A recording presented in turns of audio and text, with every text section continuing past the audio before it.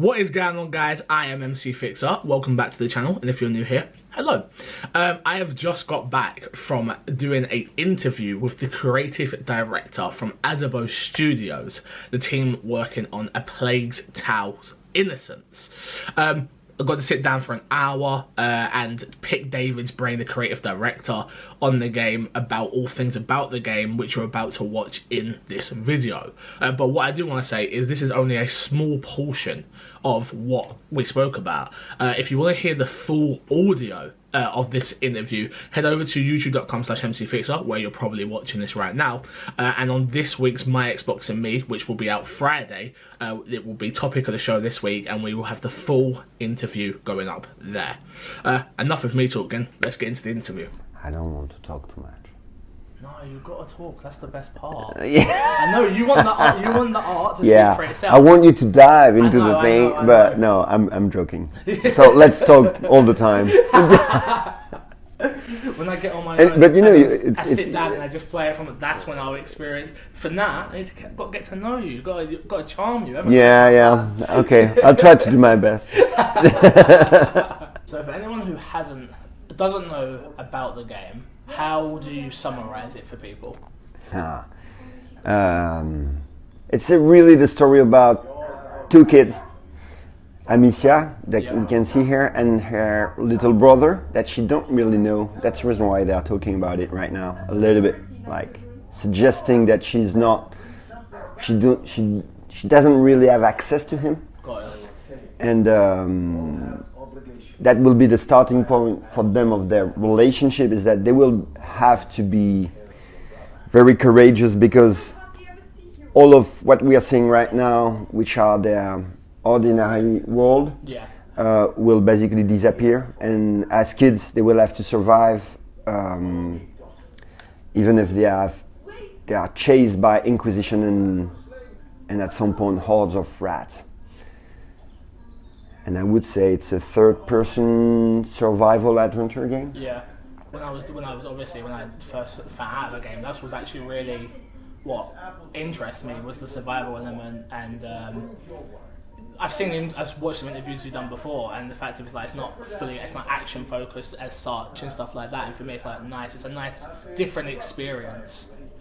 Yeah, we've tried to not. I mean, we wanted to be as sincere as possible with the character, which sometimes there is an interesting moment in the game which were more action, especially early in the game, but it was not sincere with the characters, and we decided to stick to the plan and to be sincere with them, and it actually adds to the tone of the game and to the story, and even to every single moment of the game. Because finally, we stick to this, we believe that it makes the overall thing even more immersive, and you care for what you're doing. It's more realistic as well, obviously. If you've got two characters here that are not stone cold killers, why are they going around doing that? Inspiration, because when we came back to it, it was typically this type of game where, I've a little bit crystallized the memory of it. Because it was not bad, but it was, when you play it again today, it's a little bit too much in terms of, the other character management. And as I was saying before previously, we didn't want it to be a pain in the ass at all. So that's the reason why it was an inspiration in terms of tone, in terms of, because Ico is quite sincere too, in every layer, like the gameplay, but also the story and the art direction. So it was inspirational, but we had very few to pick, to steal from them. Well, it does. It seems very unique. It seems like its own. It's on its own. Like, I can't compare it to many things in my head. Yeah, there is. We were not like, let's do this thing. We were doing our own stuff, and again, when you are in this journey of creating a video game, you have to at some point realize that you need to do your own thing. Because your context, your story, your characters, Sorry for that. You're all good. What? What? No! The TV just switched off to something. We don't want to watch that. We're playing video games, Mom. Okay. I just want to go on record. I didn't die. Yeah, it wasn't me playing. Technical difficulty. Technical, like the timer of the TV. We need to, yeah. So now here we are. Those two kids are finally They're on their own. ejected from their house and life and everything, and they will have to do their own stuff and